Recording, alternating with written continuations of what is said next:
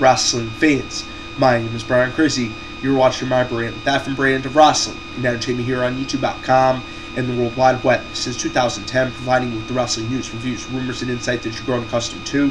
And you saw the title of this video. I am back with my TNA Impact Wrestling review for October 25th, 2012.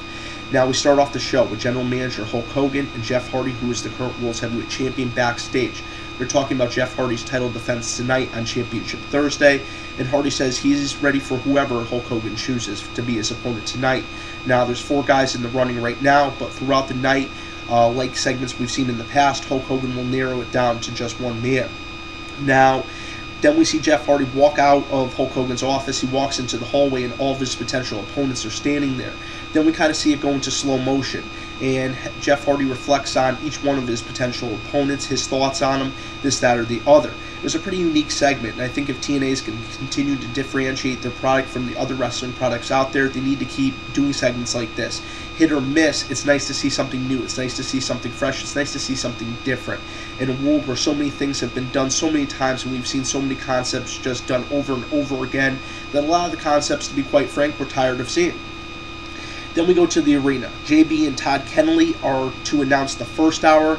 The traditional announce team of Mike Tenay and Taz will announce the second hour. Todd Keneley is formerly of NWA Hollywood. The same with Joey Ryan. A lot of NWA Hollywood stars have been making their way to TNA Wrestling. Then we go into the first match of the night. RVD, who is the new X Division champion after Bound for Glory, goes against the old X Division champion, Zema Ion. And this was a pretty decent match. Zema Ion controlled just a little bit of this match. RVD was in control for most of this match, hit most of his signature maneuvers. 1, 2, 3 picked up the win. Post-match is where we really saw things heat up and we saw, things happen. This is where Matt Morgan runs out alongside Joey Ryan, and Matt Morgan takes out RVD with the carbon footprint. Joey Ryan's grabbing the X Division title. Could this be setting up a future X Division title match between Joey Ryan and RVD? And we see Matt Morgan say, basically, Hogan wanted to see a different side of him, and Hogan is going to get what he wanted. Then we go into Kazarian and Daniels. They come out to the ring, and they want their rematch at the World Tag Team titles.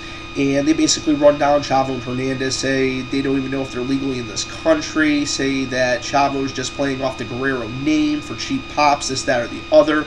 And out comes the World Tag Team Champions. And you know what? This was a decent segment. Really got Kazarian and Daniels a lot of heat.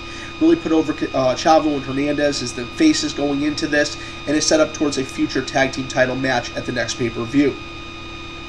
Then we go backstage with Bully Ray, James Storm, Angle, and Anderson. Anderson is the first one eliminated, but Austin Aries, the former World Heavyweight Champion, is waiting outside Hulk Hogan's office. And these two start brawling. They actually went back and forth first, then they started brawling, and Anderson ended up taking out Austin Aries. And then basically set up for a match later in the night. Then we see Devon backstage with the Aces and Eights. This was a pretty well done segment, but it just kind of seemed just a little bit to me that Devon was just trying a little bit too hard to be a badass in this segment. Don't get me wrong, I think it was a pretty well done segment, and you know what? I really questioned when they first unveiled Devon. Was just, going to be good just for the night, or was it going to be good for the long term? But so far, he seems to be doing a pretty well job in his job. And it's just setting up towards a future rematch with Bully Ray, but that will come in just a little bit. Now, backstage, the Aces and Eights decide to throw a dart towards a whole bunch of pictures of the entire Impact roster, and that is going to be their target. That's who they're going to take out tonight. They don't show you who it's going to be, but the dart does land on one of the superstars. Then we go into Samoa Joe versus Robbie T on Championship Thursday. The X Division title will be on the line. And this is a quick match. Samoa Joe quickly puts away Robbie T, just confirming that he is one of the most badass superstars on the Impact roster. I mean, some of his facial expressions in this match, I mean, my God, this man is a killer, and I can't wait to see what he's going to do in future weeks and future months. This is after Joe sat on the sidelines for so long, and I'm really glad that he's got a title back around his waist. I'm really glad they're giving him that push once again. And I'm really glad that the upper management at TNA really realized what they have right under their noses. They have an incredible talent in Samoa Joe, and like I said, I'm glad that he's being pushed once again. Then we go into Austin Aries versus Mr. Anderson. Austin Aries ends up picking up the win over Mr. Anderson after, like any good heel would do, he wins by any means necessary. Then we go into Tara versus Miss Tessmacher. Looked like Tara was actually going to lose this match. Miss Tessmacher was going to have this match won, but this is when Tara's new Hollywood boyfriend, Jesse Goddard's of Big Brother fame, Mr. Spectacular, ends up pulling on the ropes. Tessmacher ends up stumbling over. Tara takes advantage of this, hits the Widow's Peak, 1, 2, 3, she picks up the win. Then Brooke Hogan, the executive vice president of the Knockouts division, comes out and she says, you know what, guys, next week you have a challenge. And you assume that she was talking about Tara, but she was actually talking about Mr. Spectacular. ODB has challenged Jesse Goddard to a match next week on Open Fight Night. Then we go into backstage with Joseph Parks and Hulk Hogan. And Hulk Hogan and Joseph Parks, this is the first time that they really don't have a friendly exchange. Joseph Parks basically hands Hogan a paper saying, you know what, none of you people are responsible, and I'm going to have to do what I'm going to have to do after what the Aces and Eights did to me. It was an interesting segment. I really like the Joseph Park character. I think it's incredible that Chris Park, who portrayed Abyss originally, is able to be so versatile and able to portray two totally different characters. I mean, my God, Joseph Park and Abyss are so far apart, they almost go all the way around the world and meet on the other side. And it's just amazing what he's been able to do with that character and the character's progression. You know, for the first few weeks, I just thought it was just, you know, a little gag, whatever. But they've actually turned into a full-blown character who he's really good at playing this character. There's no denying it. Then we see Bully Ray and Devon. Bully Ray comes out to the ring. He ends up calling out Devon. Devon says this isn't about Bully Ray. And Bully Ray says, bullshit. This is about us. This is about you. This is about our former team. This is about what you said so many years ago in the locker room when you said you don't care about the fans. Now, I found this pretty interesting because I swear Bully Ray's been playing the heel for the last few years, and suddenly he cares about the fans. I just really hope he doesn't lose his edge now that he's going to potentially become a face going against the Aces and Eights. Now, pretty well done segment, set up towards a future match, and actually we find out before the segment's even done that Bully Ray is challenging Devon for a match next week on Open Fight Night.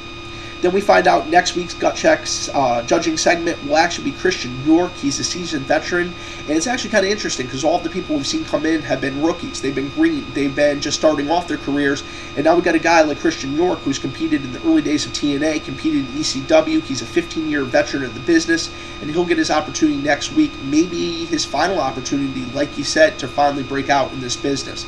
Now, I wish him the best of luck, and I really hope he has a good showing next week. Then we go backstage and we see James Storm, Kurt Angle, Wes Briscoe, and Eric Bischoff all standing around.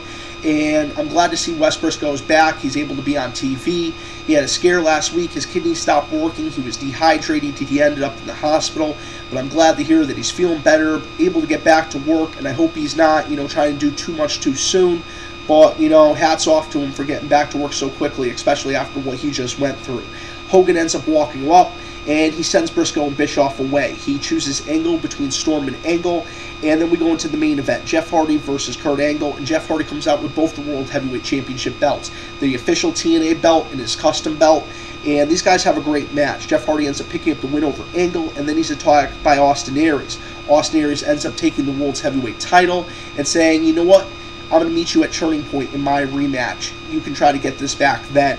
And then we go backstage to Aces and Eights. Obviously chose Kurt Angle when they threw that dart at that dartboard, and Kurt Angle's getting beaten down. And what I find very interesting is Wes Briscoe and Garrett Bischoff are the two to make the save. Now, when I saw Wes Briscoe and Garrett Bischoff earlier in the night, I already know that Wes Briscoe is part of the Aces and Eights storyline.